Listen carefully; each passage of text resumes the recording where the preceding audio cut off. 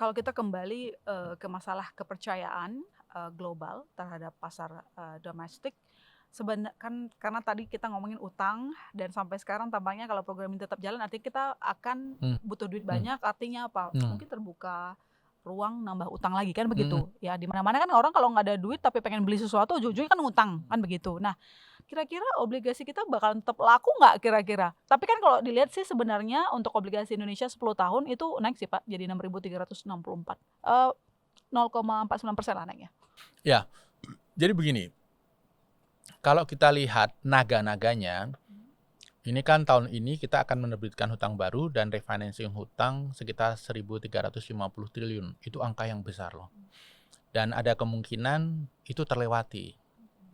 Karena asumsi penerbitan utang itu kan menggunakan asumsi APBN 2026, di mana defisitnya 2,53%. Dan saya yakin ini defisitnya akan lebar dan bisa dekat 3%. Bahkan kalau tanpa akrobat bisa lebih 3% lagi. Artinya defisit itu kan harus ditutup dengan hutang. Jadi ada kemungkinan lebih besar lagi.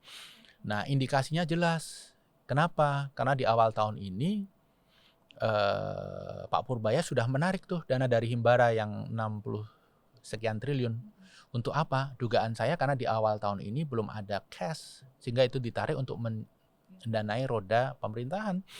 Kemudian kebijakan PMK terkait menarik surplus di BI, saya rasa itu juga dimaksudkan supaya bisa ditarik dalam bulan-bulan ini, sehingga tidak perlu menunggu audit BPK yang biasanya selesai Juni tahun ini, tapi bisa ditarik nanti kalau kebanyakan setelah Juni dikembalikan untuk menalangi defisit cash flow pada awal-awal bulan ini. Nah, di masa lalu kita tidak pernah mengalami sesuatu yang sekritikal ini. Artinya apa? Situasi fiskal kita tahun ini akan lebih berat daripada tahun 2025.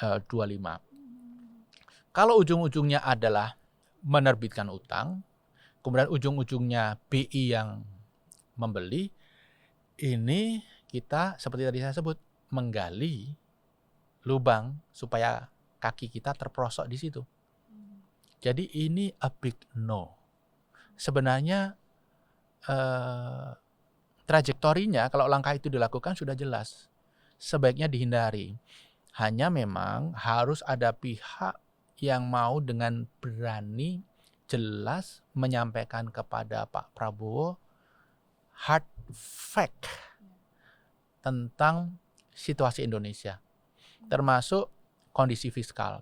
Karena kalau dari pidato-pidato beliau, selama ini terkesan beliau yakin Indonesia aman-aman aja, baik-baik saja, secara fiskal maupun aspek-aspek yang lain. Salah kalau kita membiarkan pemimpin kita melangkah dengan data yang tidak akurat. Itu dosa besar. Itu bukan kita sedang membuat senang atasan, tapi kita sedang mendorong atasan kita terjerembab dalam jurang. Pak, jadi apa yang seharusnya dilakukan Bank Indonesia dan juga eksekutif kalau memang kolaborasi penting ya, cuman concern kita sekarang jangan sampai saling menekan, tapi kolaborasi yang positif. Koordinasi ya. Iya, koordinasi yang positif, koordinasi yang saling membangun untuk bangsa. Apa yang harus dilakukan Pak? Karena kalau kita lihat sekarang kredit default swap-nya Indonesia itu juga naik loh. Dari 22 Januari 2026 itu jadi 73,28 basis point. Sementara di 15 Januari 2026 itu cuma 70,86 basis point. Ini kan mencerminkan kekhawatiran orang ketika mereka mau berinvestasi, mencerminkan kacamata pihak luar soal Indonesia, mencerminkan kacamata pengusaha, kacamata investor. Jadi koordinasi apa yang harus dilakukan Bank Indonesia dan juga eksekutif? Ya, kan ada KSSK ya, Ya. Komite Stabilisasi Sistem Keuangan. BI, Kementerian Keuangan, LPS, OJK. Saya rasa mereka harus duduk bersama untuk memetakan apa yang bisa dilakukan, apa yang tidak. Apa yang cross the line, apa yang masih dalam area yang aman. Kemudian dari situ dirumuskan kebijakan-kebijakan kita, fiskal, moneter, seperti apa. Tentunya keputusannya masing-masing ya, independen, tetapi framework paling tidak disepakati. Kemudian ini betul-betul harus dijelaskan kepada Pak Prabowo. Karena apapun itu selama Pak Prabowo tidak terupdate, tidak terinform, ya tidak akan kemana-mana. Target kita adalah memastikan bahwa kita aman, baik-baik saja. kita defensif dulu tahun 2026 ini. Mungkin 2027 jangan terlalu agresif dengan pertumbuhan ekonomi yang tinggi dan lain sebagainya, project-project yang giga project dan lain sebagainya. Defensif dulu, memperbaiki keadaan, menurunkan resiko.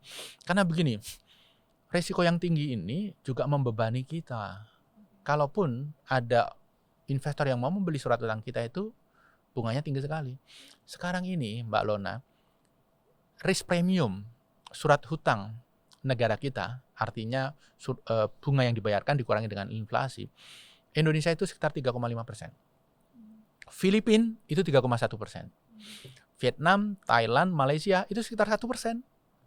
Bayangkan kalau kita bisa memperbaiki persepsi resiko, suku bunga SBN kita bisa turun dari sekian, dari premium 3,5% menjadi 1% misalnya. Kalau di level Thailand, Malaysia yang kita bisa capai itu 2,5%. Ini berapa ratus triliun yang bisa kita hemat dalam 1 tahun untuk membayar bunga saja. Jadi saya usul berpikirnya jangka panjang, hal-hal seperti itu mulai dibahas. Jangan saja fokus kepada ini ada project, harus jadi. Financingnya dari mana? Harus ada financing. Jangan. Karena akhirnya kita tidak akan jalan kemana-mana itu. Kita akan terjerembab di lubang yang kita gali sendiri.